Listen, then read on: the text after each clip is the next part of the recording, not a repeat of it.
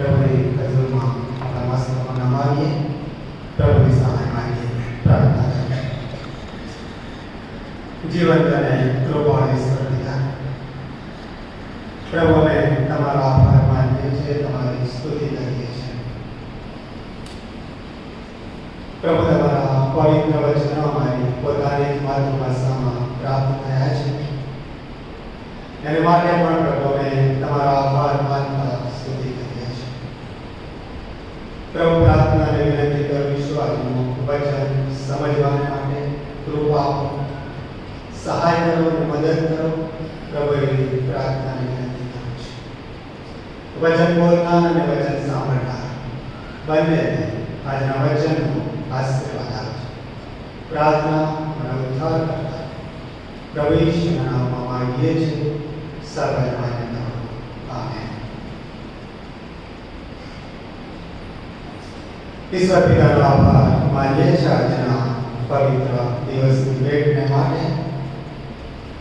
ગયા રવિવારથી લઈને આજના રવિવાર સુધી પ્રભુએ સંભાળ લીધી, કાળજી લીધી, રક્ષણ કર્યું અને ફરીને એકવાર આજના પવિત્ર દિવસે આપણે સર્વને પ્રભુ પોતાના પવિત્ર મંદિરમાં લઈ આવે અને માટે ઈશ્વર પિતાનો આભાર માનતા સ્તુતિ કરીએ છીએ. આજના વચનને માટે જે તક મને આપવામાં આવી અને એને માટે પણ આ બાળક સાહેબ અને પાસ્ટર કમિટીના તમામ સભ્યો, સેક્રેટરી સાહેબ બધાનો પુસ્તક આભાર માનું છું.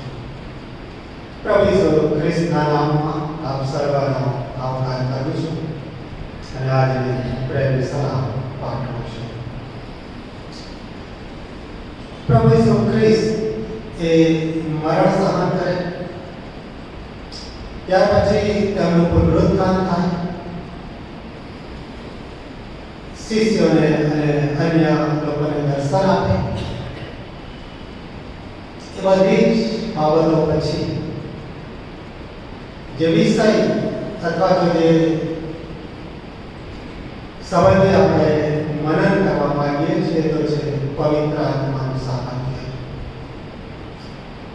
આજનો આપણો વિષય અને આજે આપણું મનન જે છે પવિત્ર આત્માના સામર્થ્ય સંબંધી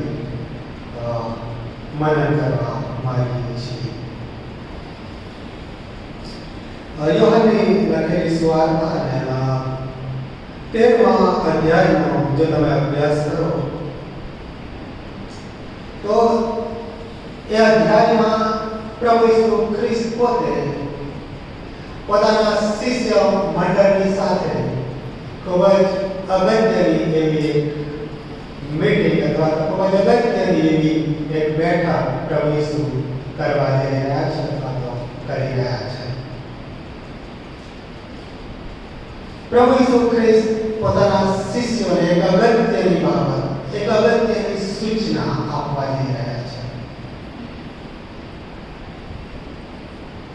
અને આ પ્રભુ ઈસુ અને શિષ્ય મંડળની જે બેઠક છે, જે મીટિંગ છે, એમાં પ્રભુ ઈસુ ખ્રિસ્તના પોતાના બે એજન્ડા છે અને બે એજન્ડા પર પ્રભુ ઈસુ પોતે વાત કરવાના છે, શિષ્યોની સાથે ચર્ચા કરવાના છે. અને એ બાબત સૌ પહેલા આપણે જોવા માંગીએ છીએ. યોહાનની લખેલી સુવાર્તા 13મો અધ્યાય અને પહેલી કલમમાં લખવામાં આવ્યું છે. પ્રભુ ઈસુ જણાવે છે કે આ જગતમાંથી આપની પાસે જવાનો સમય આવી પહોંચ્યો છે. પ્રભુ ઈસુ ખ્રિસ્ત એ પોતાના શિષ્યોને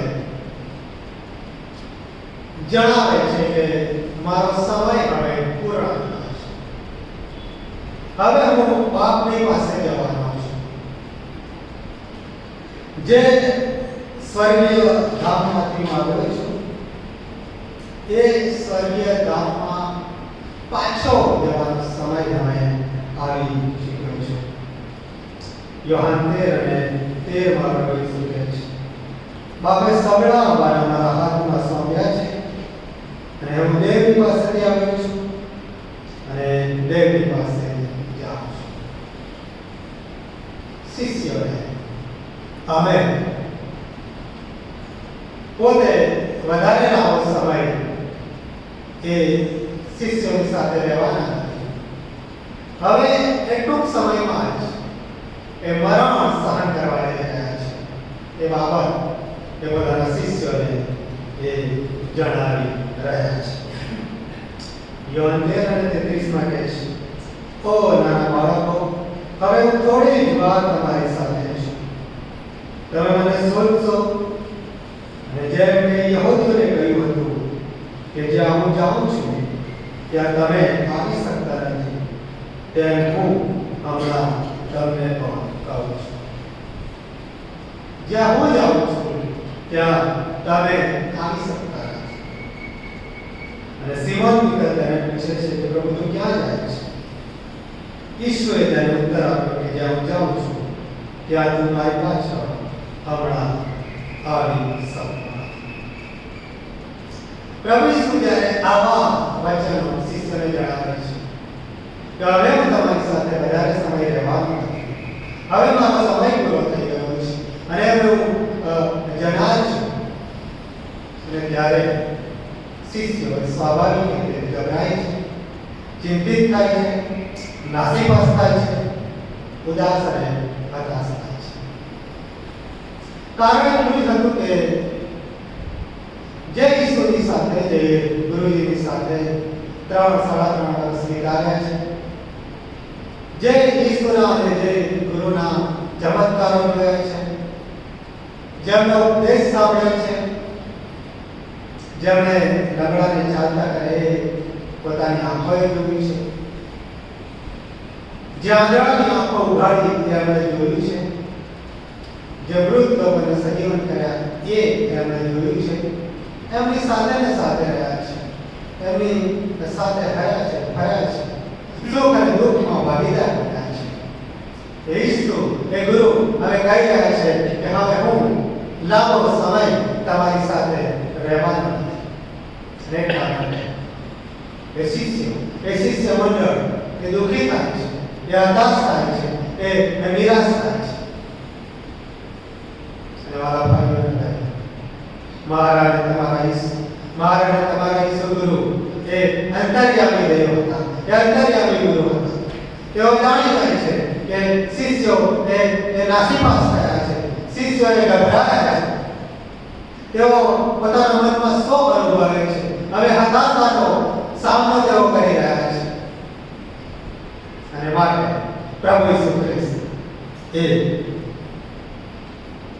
યોહાનની સુવાર્તા 14મા અધ્યાયમાં એ સાંત્વનાના શબ્દો, એ નિરાશાના શબ્દો એ પોતાના શિષ્ય મંડળને આપે છે.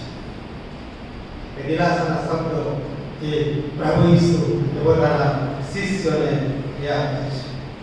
યોહાન 14:1 પ્રભુ ઈસુ નિરાશાના શબ્દરૂપી શબ્દો કહે છે કે તમારા હૃદયોને વ્યાકુળ થવા ન દો, તમે દેવ પર વિશ્વાસ રાખો છો, મારા પર વિશ્વાસ રાખો.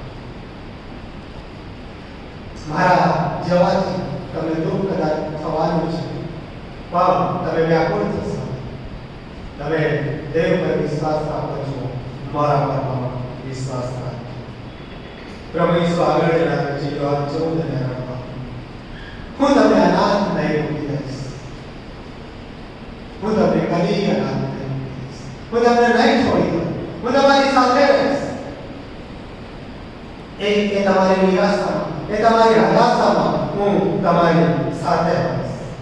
યોહાન 14:9 છે, હું તમને અનાથ મૂકી દઈશ. પ્રભુ ઈસુ કહે છે હું જીવું છું માટે તમે પણ. યોહાન 14:27 પ્રભુ ઈસુ નિરાશા અને સાંત્વના આપતા એ શિષ્યોને કહે છે, હું તમને શાંતિ આપીને જાઉં છું, મારી શાંતિ હું તમને આપું છું. તમારા હૃદયોને વ્યાકુળ થવા ન દો અને દીવા. મારી શાંતિ હું તમને આપું છું, મારી શાંતિ તમારી સાથે રહેશે. તમે ગભરાશો, તમે નિરાશ ના, તમે હતાશ ના, તમે વ્યાકુળ ના. જગતમાં તમને સંકટ છે, પણ હિંમત રાખજો, જગતને મેં જીત્યું છે. આ પ્રકારના સાંત્વના અને દિલાસાના શબ્દો પ્રભુ ઈસુ એ પોતાના શિષ્યોને આપે છે, પોતાના શિષ્યોને એ સમજાવે છે.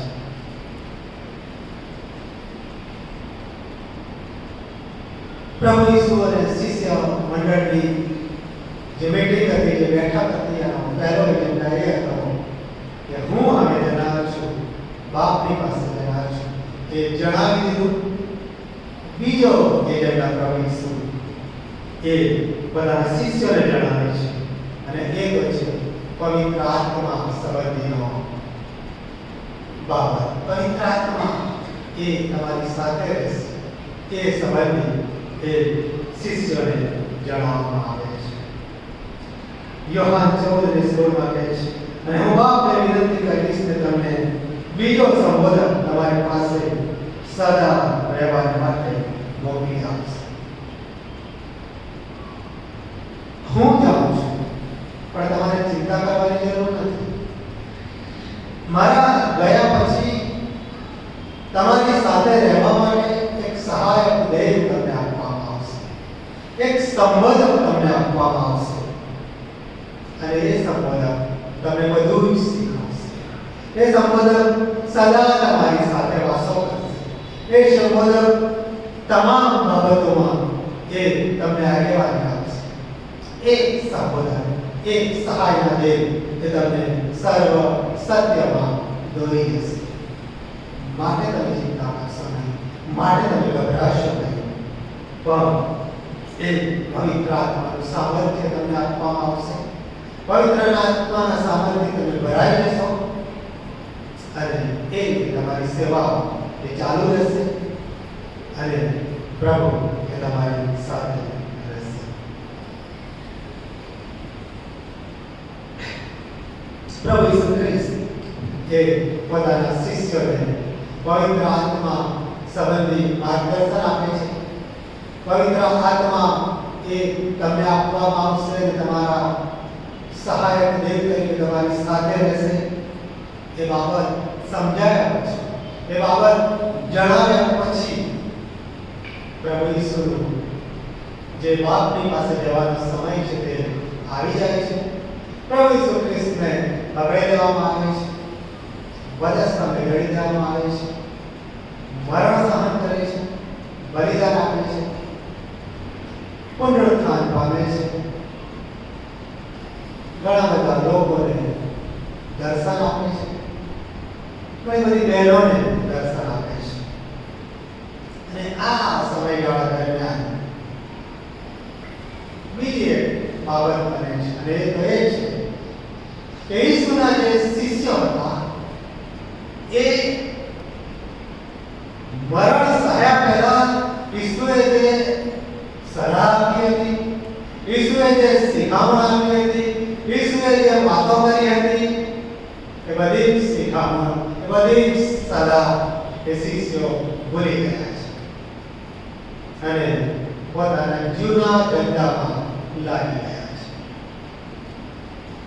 પ્રભુ ઈસુએ કહ્યું હતું કે સંબોધક તમારી સાથે રહેશે, તમે ગભરાશો નહીં, એ તમને બધું શીખવશે, એ તમને માર્ગદર્શન આપશે, પણ એ બધી બાબતો ભૂલાઈ ગઈ છે.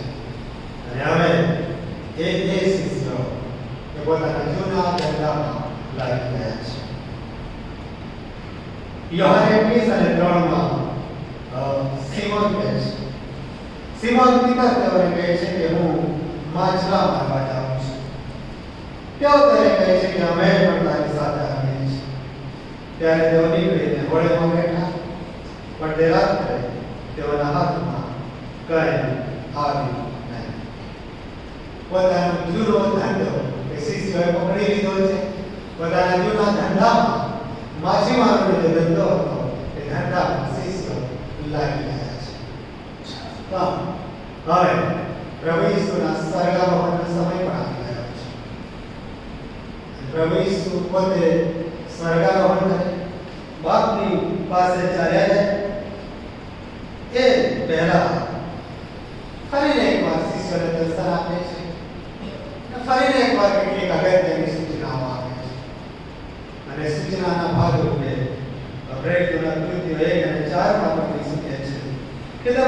યરુશલેમમાં જ રોકાજો, ક્યાંય જતા નહીં.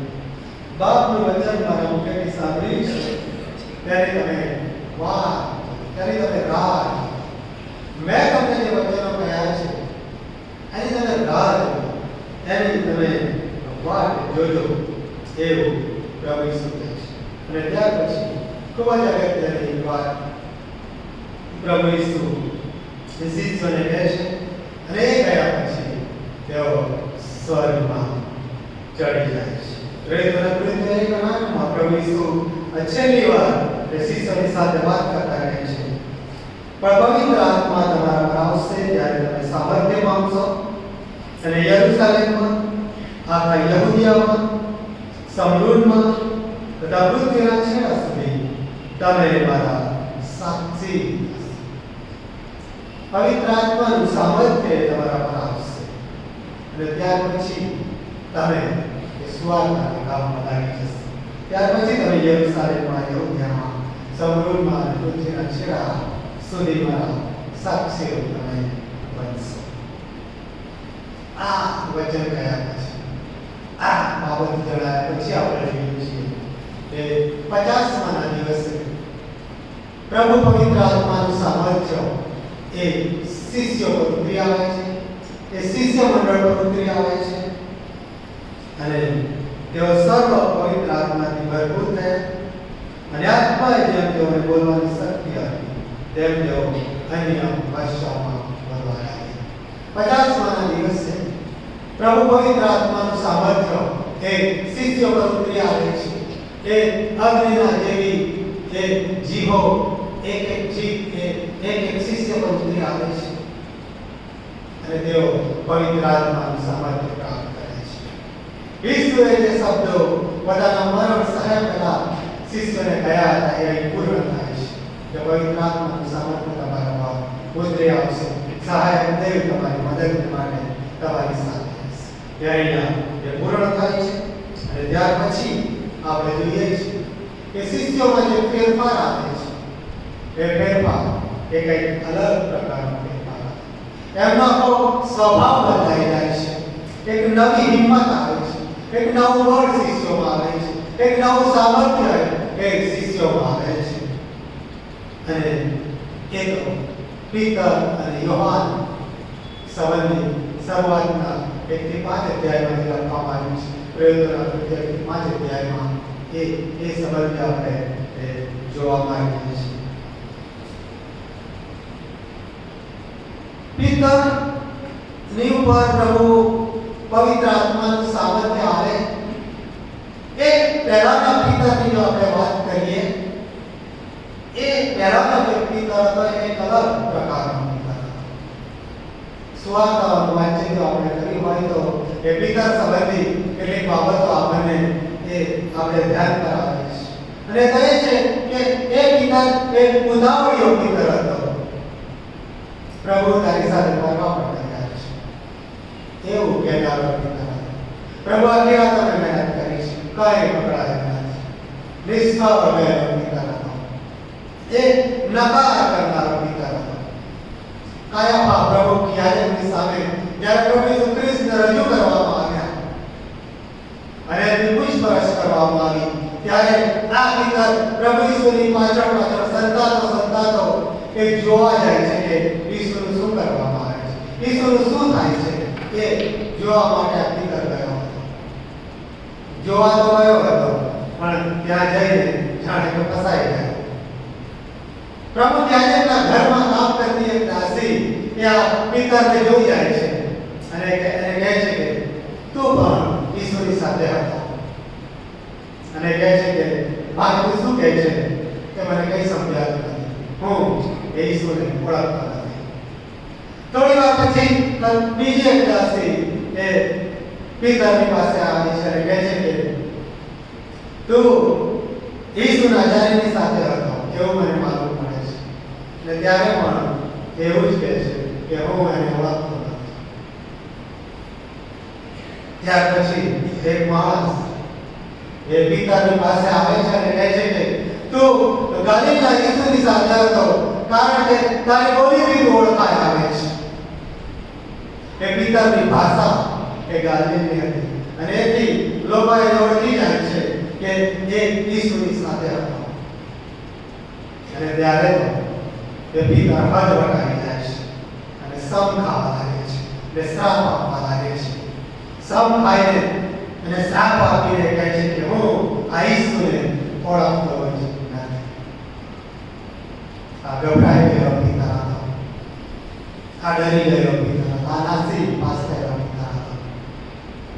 પણ પરિત્રના કૃત્યો 2 અને 4માં પવિત્ર આત્માનું સામર્થ્ય આવ્યું. ત્યાર પછીનો પિતર એ બદલાઈ ગયેલો પિતર છે. એનો સ્વભાવ એ બદલાઈ જાય છે. એનામાં એક નવી હિંમત આવે છે, એનામાં એક નવું સામર્થ્ય આવે છે અને મંડળી બાંધનારો પિતા બને છે.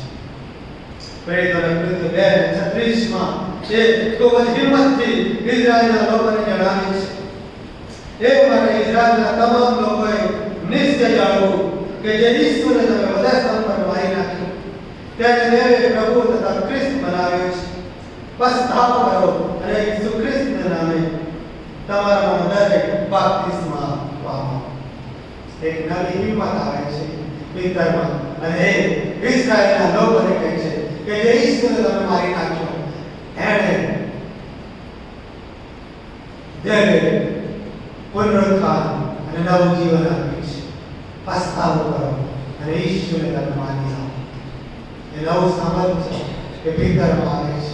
અને ત્યાર પછી પિતર એ સુવાર્તા પ્રચારમાં એ મંડળીના બાંધવામાં લાગી જાય છે.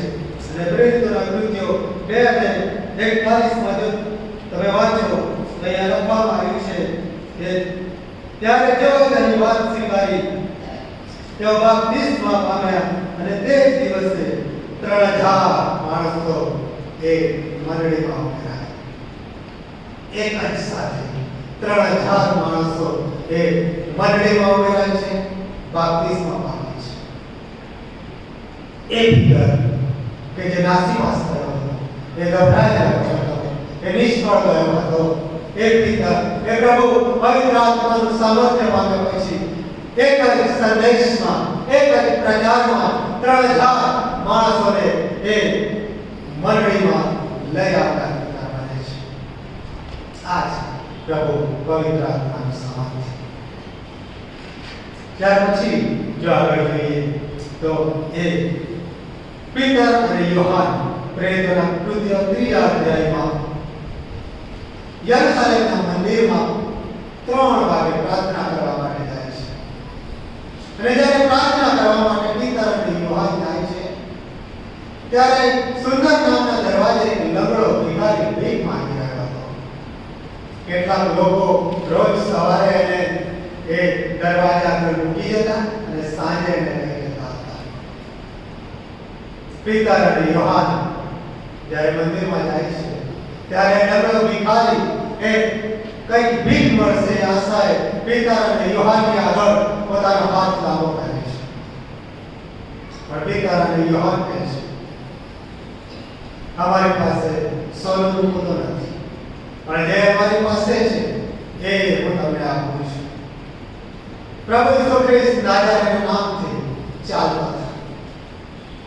અને આપણે જોઈએ છીએ કે લંગડા ભિખારીની મુઠ્ઠીઓમાં જોર આવ્યું અને તરત એ ચાલતો હતો.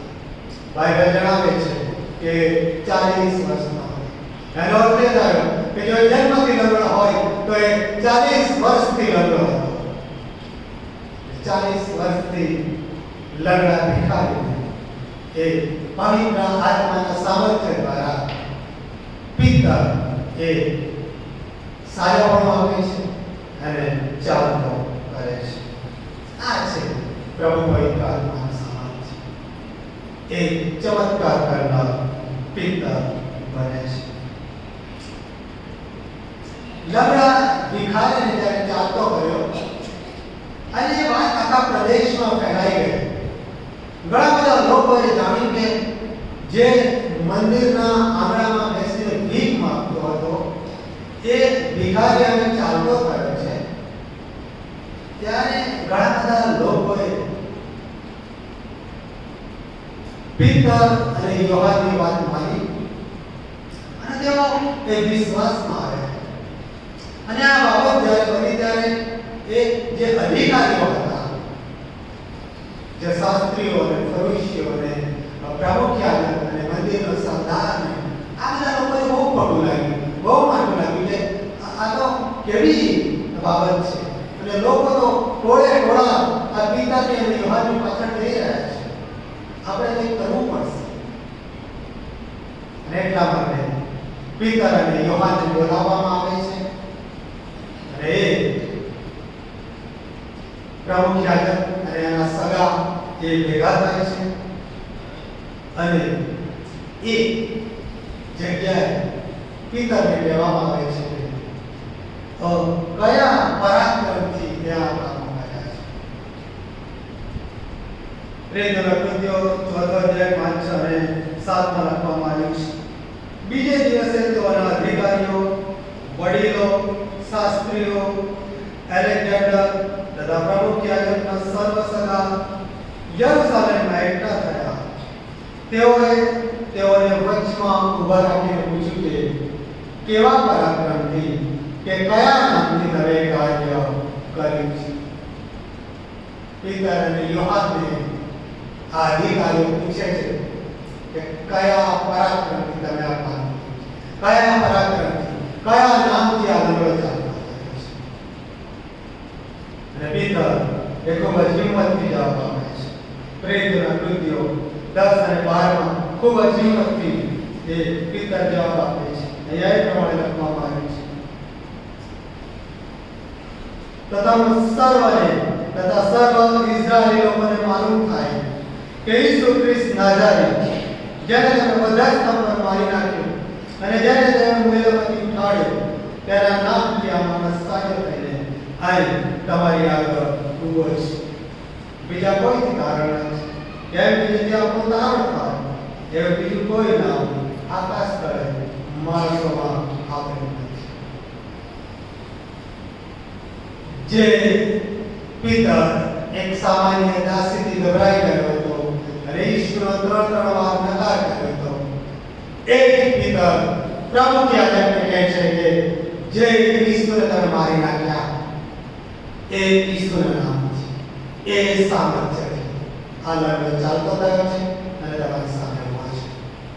બીજા કોઈથી કારણ નથી, બીજા કોઈથી કારણ નથી. કેમ કે જેથી આપણું તારણ થાય એવું બીજું કોઈ નામ આકાશ તળે માણસોમાં આપેલું છે. આ ગજબની હિંમત, આ ચોક્કસ પ્રકારનું સામર્થ્ય એ પિતરમાં આવે છે. અને એનું કારણ જે પવિત્ર આત્માનું સામર્થ્ય હતું. જ્યારે આ બાબત બની, આ લગડો ભિખારી ચાલતો થયો અને લોકો પીતર અને યોહાનની પાછળ પાછળ ટોળે ટોળા જવા લાગ્યા.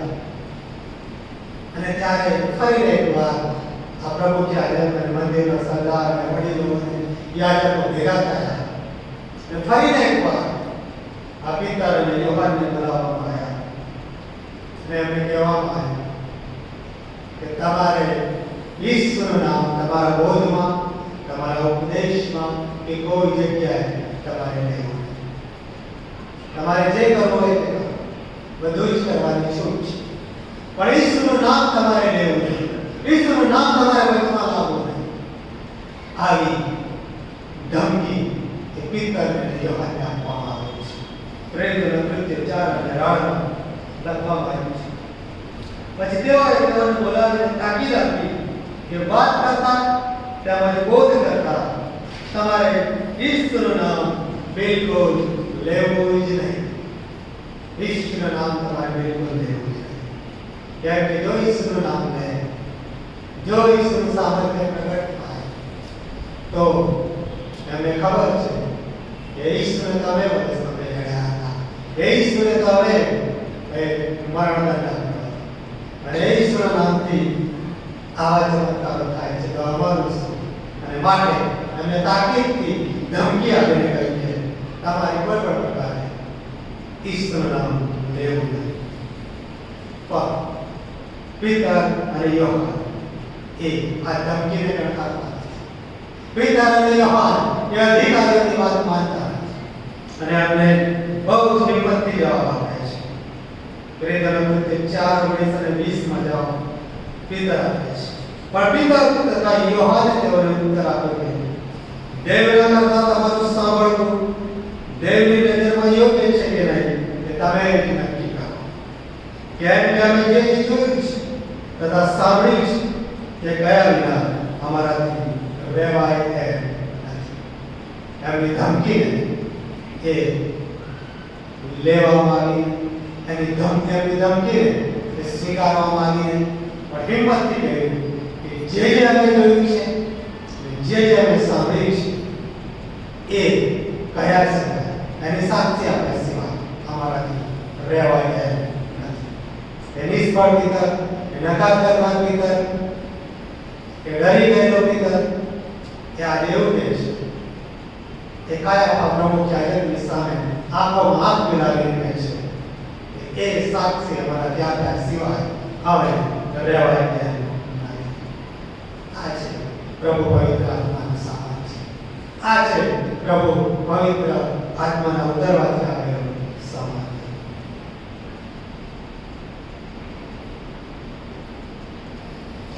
પ્રભુ પવિત્ર આત્માનું સામર્થ્ય પીતર અને યોહાન પર એટલું બધું આવ્યું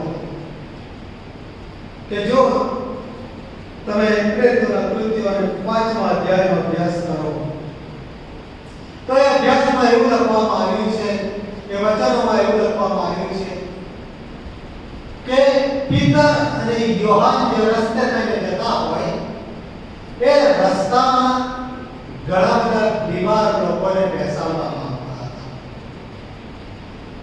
એ બીમાર લોકોને ખાટલાઓમાં લઈને આવવામાં આવે, એ બીમાર લોકોને પથારીમાં લઈને આવવામાં આવે, અને જે પીતર જે રસ્તે થઈને જવાનો હોય એ રસ્તાની આસપાસ એ બીમાર લોકોને ખાટલાઓને, બીમાર લોકોને પથારીઓને એ મૂકવામાં આવતી હતી.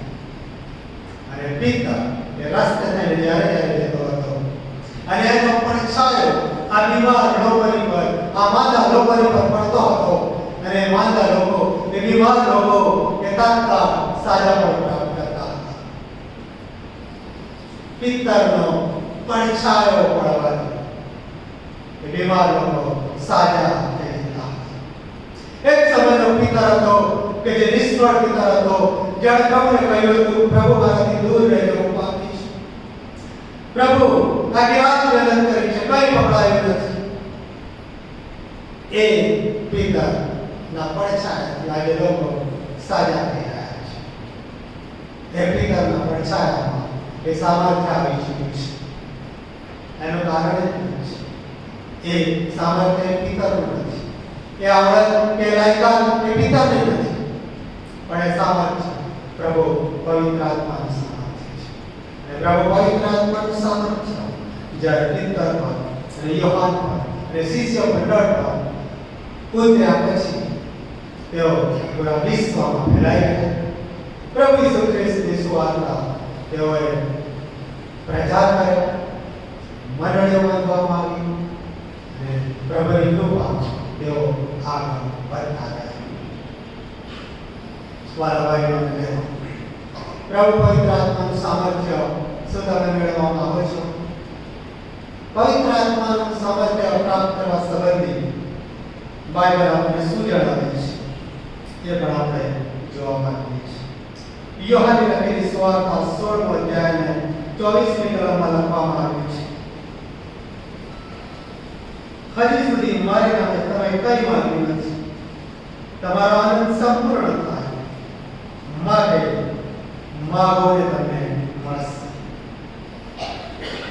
પ્રભુ પવિત્ર આત્માનું સામર્થ્ય તમારે જો પ્રાપ્ત કરવું છે તો તમે એ પરમેશ્વર પિતાની પાસે, એ સનાતન દેવની પાસે, એ આપણા પિતાની પાસે, એ ઓલમાઇટી ગોડની પાસે તમે માંગો અને એ તમને આપવામાં આવશે. લુક 11:13માં લખવામાં આવ્યું છે, માટે જો તમે ભૂંડા છતાં તમારા છોકરાઓને સારા દાન આપી જાણો છો તો આકાશમાં બાપની પાસેથી જો માંગે છે ત્યારે તે પવિત્ર આત્મા આપશે. તે કેટલું વિશેષ ખાતરીપૂર્વક છે. આકાશના બાપની પાસે જેઓ માંગે છે તેઓને ખાતરીપૂર્વક કહેવા માંગે છે કે તેઓને પવિત્ર આત્માનું સામર્થ્ય આપવામાં આવશે. આપણે માંગવાનું છે અને પ્રભુ એ પિતા એ આપણને પવિત્ર આત્માનું સામર્થ્ય આપશે. પ્રેરિતોના કૃત્ય 4:31 માં લખવામાં આવ્યું છે કે તેઓ પ્રાર્થના કરી રહ્યા ત્યારે તે મકાનમાં તેઓ ભેગા થયા હતા તે હારી તેઓ સર્વ પવિત્ર આત્માથી ભરપૂર થયા.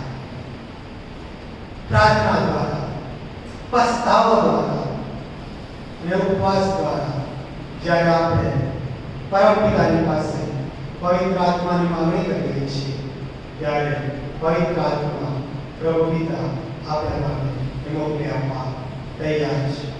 આપણા સહાયક દેવ એ આપણને આપવામાં આવશે અને આપણે એક નવું સામર્થ્ય એ પ્રાપ્ત કરી શકીશું.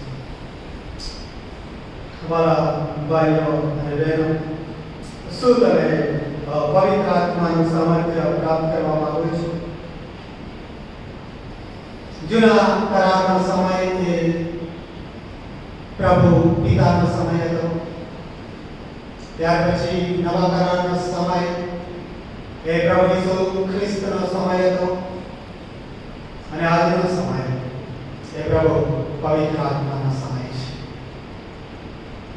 જે દિવસોમાં અને જે સમયોમાં હું અને તમે જીવી રહ્યા છો એ સમય એ પવિત્ર આત્માનો સમય છે.